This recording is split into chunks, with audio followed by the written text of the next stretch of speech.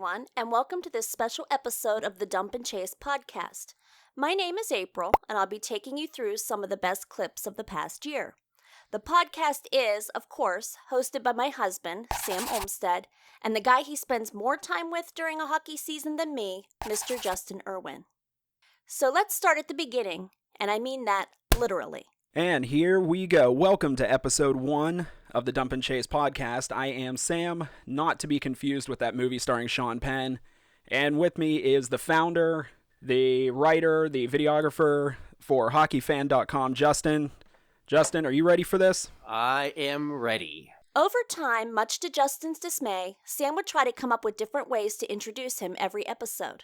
And with me, as always, is the yin to my yang, the wind beneath my wings, the Peter Nedved to my Sergei Zubov, Mr. Justin Irwin. Ow. Nedved. And with me, as always, who for the 10th consecutive year went trick-or-treating as Michael Stipe, Mr. Shiny Happy People himself, Justin Irwin. Well, I had considered going as Moby, but I didn't feel like growing out the beard. Funny thing, I went back and forth between Moby and Michael Stipe, so I'm glad you threw that in. And with me, as always, he's funny, charming, intelligent, witty, a great dancer, and those are just some of the ways he describes himself on his Tinder profile, Mr. Justin Swipe Right Irwin. This all led to Sam deciding to serenade Justin in episode 15 to, well, mixed results. My name is Sam Olmstead, and with me as always, well, how can I put this? Did you ever know that you're my hero? Stop it. You're everything I would like to be. Please stop. I can fly higher than an eagle. I'm begging you. For you are the wind beneath my wings. God, please take me now. And as a bonus, once this episode came out, our 3-year-old would want us to sing this song while he did Justin's part.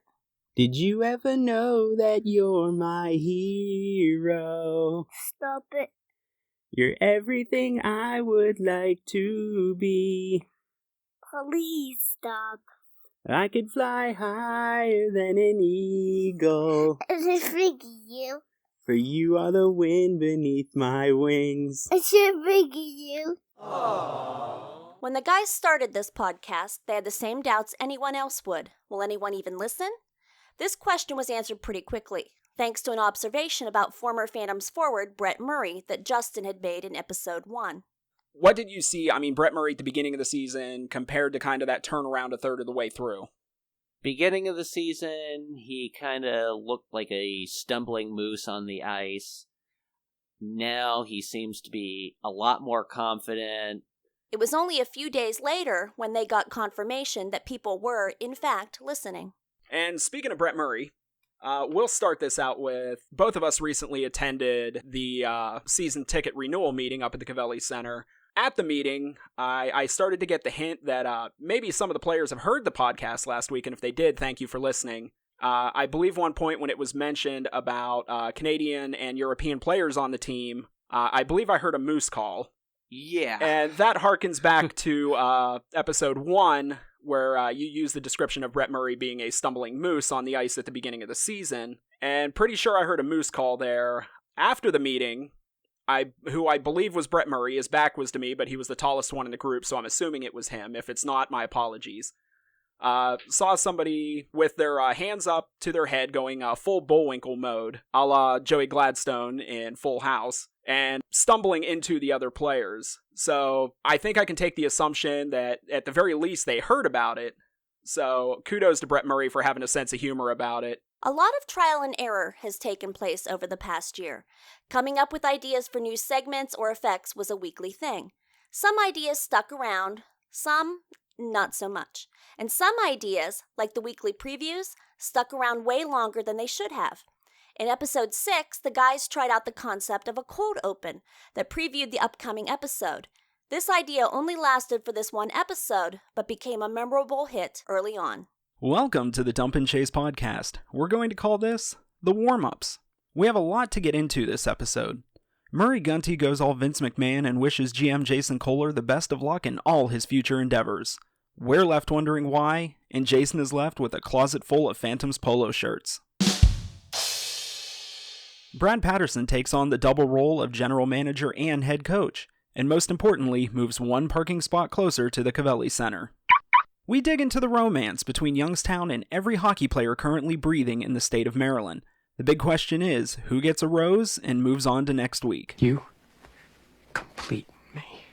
We talk about a kid from Japan who could hit the United States Hockey League like a modern-day Godzilla. If Godzilla was 5'8", $140, and had hands softer than a Swedish masseuse. All this and more, starting now. If you ever wonder why it takes Sam and Justin an hour to record a 30-minute podcast, it's because they screw up a lot. Emphasis on a lot. To celebrate their 10th episode milestone, they decided to share some of their bloopers, including this one of Justin slowly losing his mind while trying to say one single line. Yeah, and we obviously had that as the game plan. When you're starting DeLuca, Amante, and let me start that over again.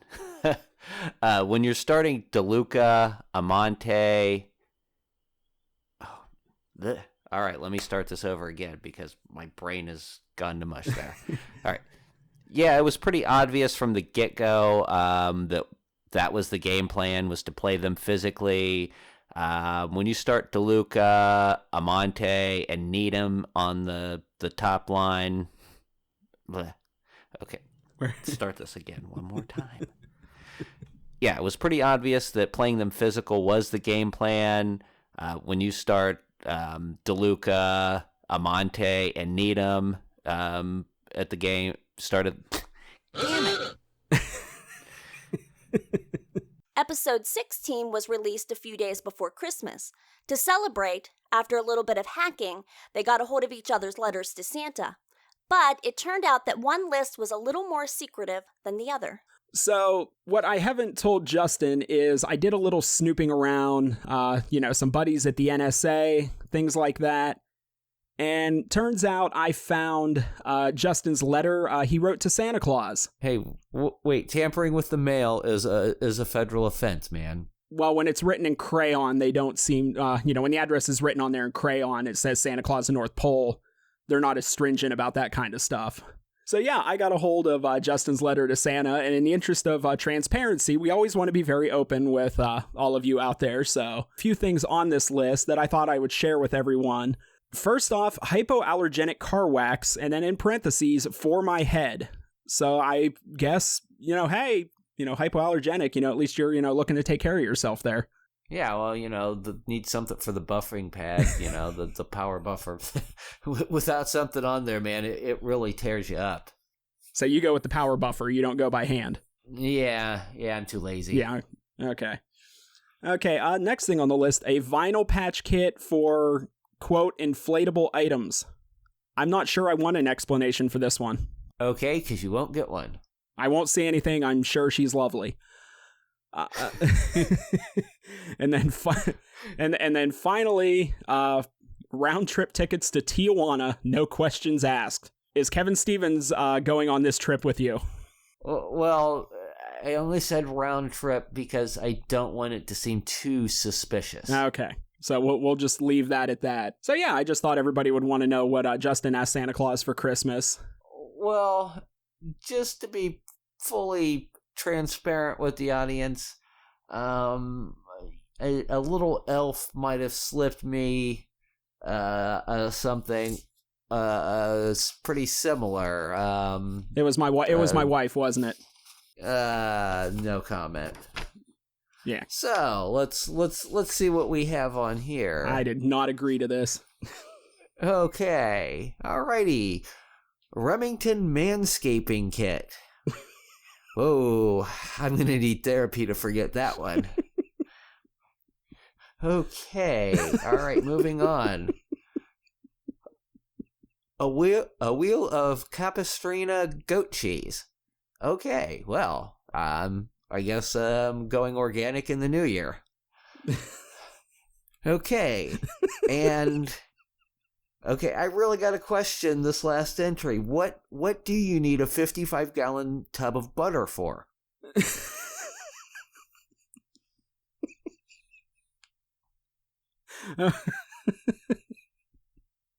Okay. In the interest of transparency, we came up with this idea last night. I was nice enough to tell Justin what I had written for his list. He did not extend the same courtesy to me, so this is the first time I'm hearing it. And I have absolutely no way to respond to any of it. I'm more 55 a gallon. You know what? I'm working on a like, what was it, down in Cincinnati? They had that statue that everybody called Big Butter Jesus. So in honor of Madison's play-by-play guy, I'm going to make a Big Butter Stover with no forewarning of what my items were going to be and no prep whatsoever. That's the best I could come up with. So I think that's pretty dang good. One night after a game, Sam came home hopping up and down because they had booked an interview with the voice of the Phantoms, Matt Lipsack. Right away, he started prep work for the interview. He reached out to someone who spent some time with Matt in the booth, looking for any stories he could bring up and get a rise out of Matt. Thanks to that, they got this story of Matt describing an unexpected visitor in the broadcast booth. now, as long as you've been up in the booth, have you ever had a puck come up that way? Absolutely, I have. Maybe just barely missing a laptop that may or may have not have been new?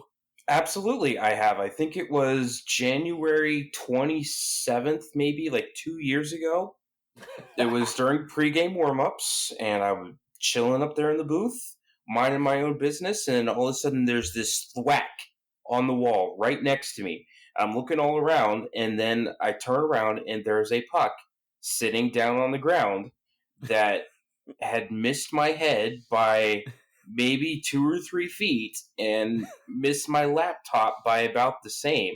The laptop that I have is not team issued. It's my own personal laptop. It was a birthday present from my wife. And yeah, I, stood up and started screaming and making arm gestures down at the guys on the ice. And of course, they don't know what happened, but Nah.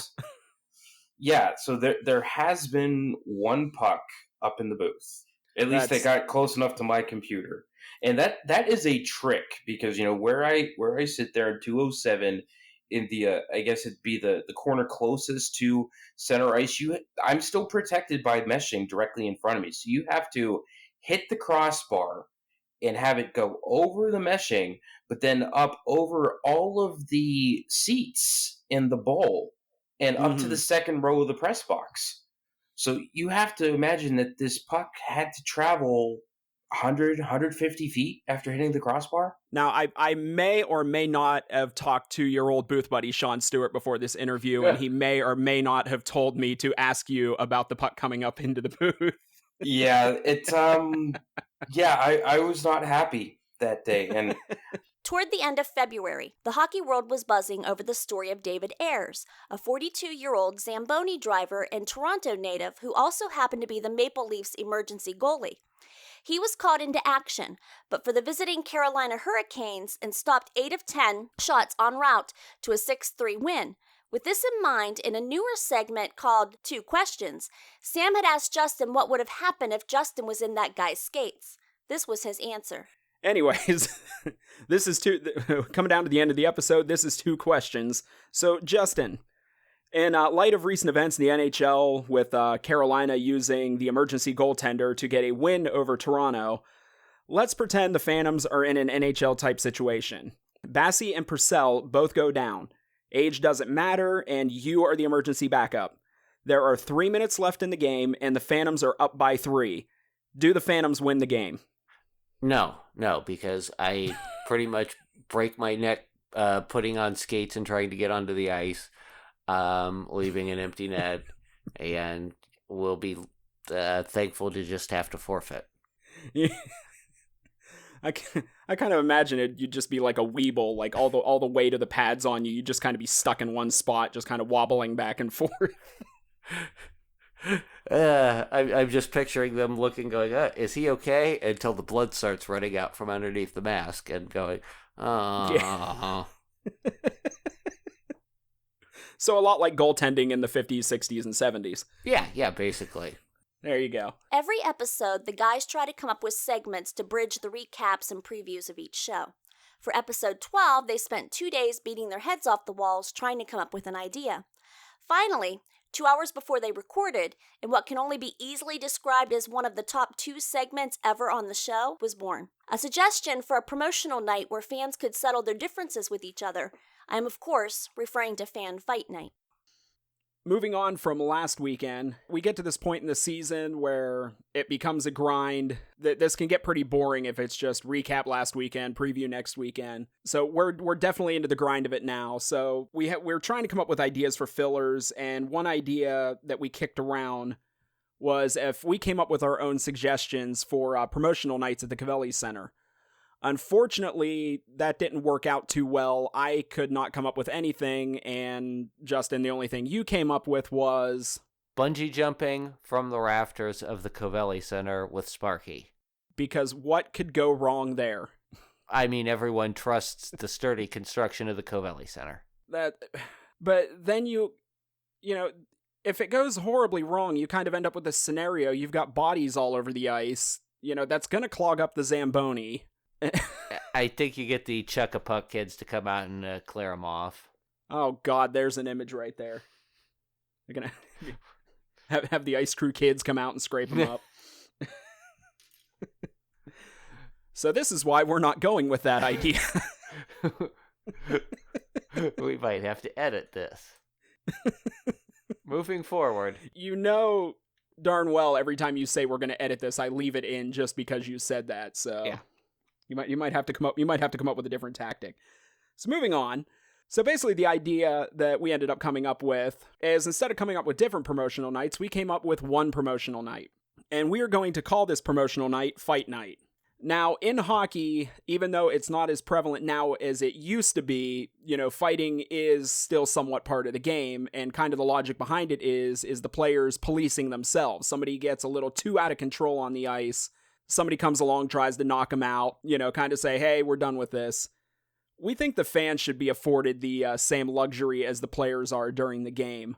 So just an example here, say you're in line at the concession stand, and the person in front of you orders 5 hot dogs on Dollar Hot Dog Night and a basket of chicken strips, and then wants to stand there and throw a fit and keep the line backed up because the concession stand doesn't have a low-calorie ranch dipping sauce.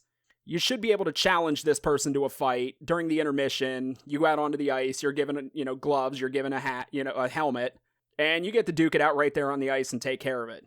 Yeah, no liability here. Lawyers will be perfectly good with that. Legal approves. Yeah. So here's another example. You're at the game, and you have those parents sitting next to you that brought their kids to the game, and their kids are running wild all over the place. They're running up and down the stairs, all through the concourse, doing everything except watching the game or even just simply sitting in their seat. I hate that, yeah. While the parent is sitting there paying absolutely no attention and posting on Facebook about how wonderful their family fun night is going, while they have no clue where their kids are. These people, you should be able to call them out. You go out onto the ice at intermission, helmet, gloves, fight. You're good to go. Now, let's say, and this one is my biggest pet peeve, is when you have that person who sits in the seat behind you, that they feel the need to take it upon themselves that every time you get up out of your seat, the back of your seat turns into their footrest. Hey, wait, you sit behind me. No, but I just do the man spreading behind you. I don't actually put my feet up on the back of your seat. Oh, okay. Well, that and you hardly ever leave your seat, so... If I did put my feet up on the back of your seat, I'd be kicking you in the back of the head. My shoe print would be on the back of your head. So not really something you have to worry about, but it's something I tend to deal with all the time. So on fight night, gloves, helmet, fight, done. Hey. I mean, just as simple as that. I'll give one final example. Say you're one of the kids on the ice crew, and during the official breaks, you have to skate out onto the ice and shovel all the slush from the goal crease and everything like that. And as you're skating to the goal, you end up biting it and falling flat on your face. And some jerk sitting up against the glass decides to start beating on the glass in celebration of this small child falling over. Helmet, gloves, fight, over. I'm a dead man. Yeah, suddenly this idea doesn't sound so good. For those of you who don't know the story, was it last season or the season before? One of the ice crew kids come out onto the ice. They're coming down to the goal crease right in front of us. And this kid just wipes out. I don't know if he just felt like showing off a little bit, going a little faster than he should have been, like lost his edge. But this kid just bit it hard right in front of us. And Justin's first instinct is to stand up and start beating on the glass. And this kid stood up and shot this look at Justin that I swear to God, the only image I had in my head was Justin dead in the parking lot with a shovel imprint in the side of his head. Won't be the first time a 9-year-old jumped me in the parking lot. Probably won't be the last. All the pictures, all the video you take at games, everything else, why could we not have gotten a picture of that kid's face when he stood up and looked at you and just shot absolute daggers through you for celebrating him falling in front of a couple thousand people? I could feel murderous intent through the glass. Now, the original plan was to play that clip in episode 25 as a lead-up to the first anniversary show. Episode 25 was recorded, but the next morning, the USHL season was suspended and then canceled a few weeks later. It was decided to re-record the show, and episode 25.5 was released. So as another bonus, a new addition to Fan Fight Night was recorded, but not released. Until now. Enjoy! I have to say, looking back, that was a fun one to record, wasn't it? Yeah, definitely was one of those segments that kind of put a smile on your face as you're going. So as an added bonus, we're going to add one more to the list. This group of degenerates, seat hoppers. Let me at 'em. Yeah, the ones who sit up high in the bowl, see a couple of empty seats close to the ice, and decide to relocate. Then, when the person who has those seats show up, they get indignant when they have to move from seats that are not theirs. It's even more fun when you have season tickets. Because remember, we're scattered all over the arena, and we know the other season ticket holders in our area. If you sit in their seats, we notice it. Right now in this climate, fighting may not be necessary. If I see someone sitting in Justin's seat before he get there, I'm just going to sit there and cough until I make you uncomfortable enough to move. And if you just listen to that and turned your nose up thinking I'm being serious, that's shame on you. I'm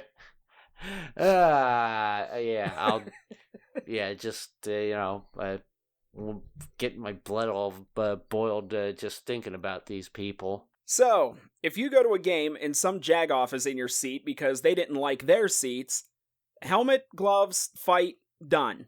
But I'm going to add an extra level to this. For every row they skipped ahead to get to your seat, that is 1 second they have to keep their hands behind their back.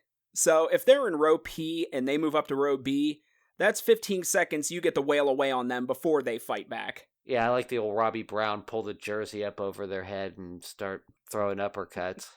There's a number on your ticket. Sit in that seat. Why is that so hard? You don't like your seats? Get ones that are closer. You can't find ones that are closer? Buy your tickets earlier. Good Lord. The section numbers are written up on the wall very, very clearly. Yeah. Okay. Get my blood pressure back down, and here we go. So, if Fan Fight Night was in the top 2 segments, you may ask, what is the other one? Well, sometimes bloopers are so good, Sam and Justin have no choice but to leave them in the show. After episode 13 was released, Sam was teased relentlessly at the game that night for the screw-up he had made. And every time our family gets together, after all these months, someone will still bring it up if he gets a little mouthy.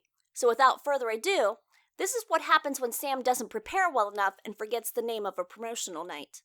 So the game on Friday night is a 7:05 start time. That is, I don't have the name in front of me. It is basically, what is it? Hockey fights the No. Hockey fights. Oh my God. Hockey fights the homeless. Oh, let's save this for Hockey the blooper fights reel. The homeless. Yeah. Hockey fights the homeless. And this is why I'm not on the promo team for the Youngstown Phantoms. Well, we could do this with the fight night thing. If you don't have somebody piss you off in the concourse, you could just fight a homeless guy. Okay, compose yourself, Sam. I see compose nothing yourself. wrong with this. Really Really should have looked up what the name of it was. No, we will not be fighting the homeless. We will be feeding them, which is a lot better than what I just suggested. But in all seriousness, this Friday night will benefit the Hockey for the homeless. Hockey for the homeless. It is on there, yeah. There we go. Hockey for the homeless. Okay. All right. That's all the time we have for this episode of the Dump and Chase podcast. Thank you for listening and for taking this stroll down memory lane with me. The guys plan on being back soon with a special COVID-19 episode, where they will break down some of the what-ifs for when hockey comes back and what some of the challenges could be. And assuming the USHL draft takes place, there will be a post-draft recap episode as well. So for Sam Olmstead and Justin Irwin, I'm April Olmstead, and we'll talk to you Honey, all... what are you doing? Oh, just recording some lessons for work. Well, it sounded like you were recording a podcast. Oh, no. Well, maybe a little, yes. You didn't say anything embarrassing, did you? What, like that you use pore strips? No, nothing like that. Oh, dear God.